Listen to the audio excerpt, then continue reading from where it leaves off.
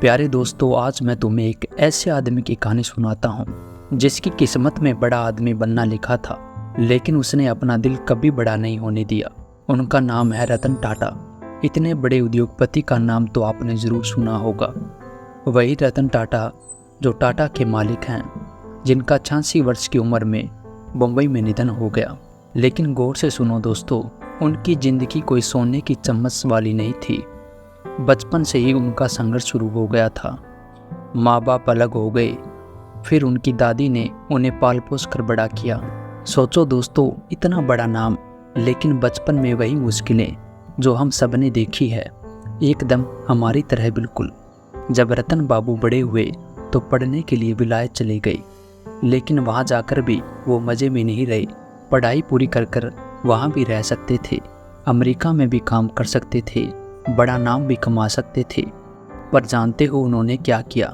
अपने देश की माटी की आवाज़ सुनी और बोले, हमारा भारत, हमारी जिम्मेदारी, और वापस आ गए। ऐसा होता है दोस्तों एक सच्चा देशभक्त।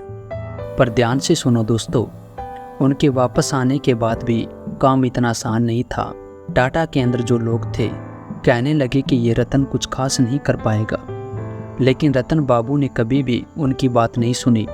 चुपचाप सीखते गए और आगे बढ़ते चले गए। कभी फैक्ट्री में जाकर मजदूरों के साथ काम किया, तो कभी ऑफिस में जाकर छोटे बड़े कामों को देखा। उन्होंने अपने हाथों से ही सब कुछ सीखा। बड़े बड़े अफसरों की तरह कभी नहीं बैठे रहे।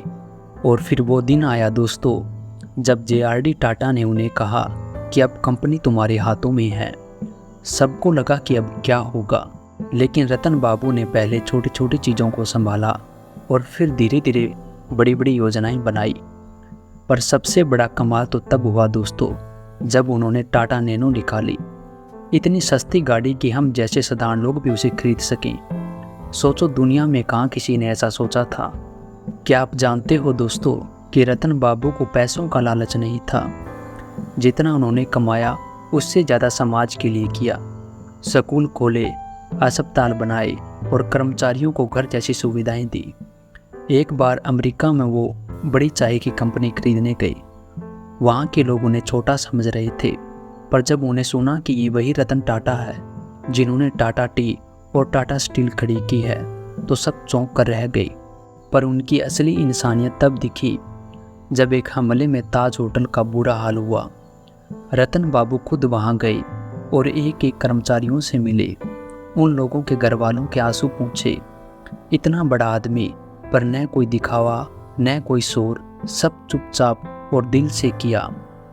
रतन टाटा ने हमें सिखाया कि असली बड़ा आदमी वो नहीं होता जिसके पास ढेर सारा पैसा हो, बल्कि वो होता है जो दूसरों के लिए कुछ कर सके, अपने मुल्क के लिए, अपने लोगों के लिए कुछ कर सके। तो दोस्तों, ये थी रतन टाटा की प्रेरणादायक कहानी।